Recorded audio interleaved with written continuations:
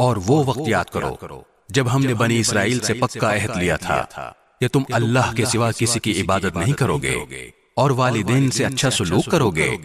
اور رشتہ داروں سے بھی اور یتیموں اور مسکینوں سے بھی اور لوگوں سے بھلی بات کہنا اور نماز قائم کرنا اور زکوٰۃ دینا،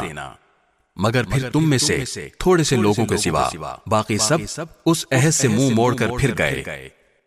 اور یاد کرو جب ہم نے تم سے پکا عہد لیا تھا کہ تم ایک دوسرے کا خون نہیں بہاؤ گے اور اپنے آدمیوں کو اپنے گھروں سے نہیں نکالو گے،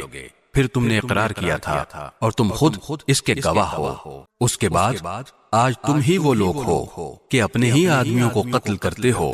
اور اپنے ہی میں سے کچھ لوگوں کو ان کے گھروں سے نکال باہر کرتے ہو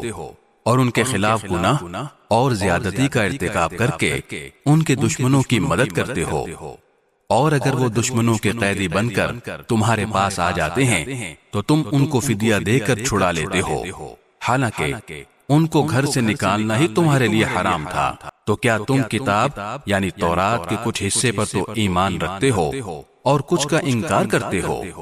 اب بتاؤ کہ جو شخص ایسا کرے اس کی سزا اس کے سوا کیا ہے کہ دنیاوی زندگی میں اس کی رسوائی ہو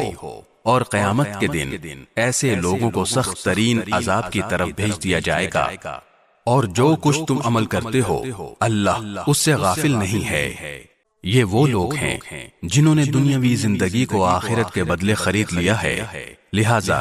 نہ ان کے عذاب میں کوئی تخفیف ہوگی اور نہ ان کی مدد کی جائے گی۔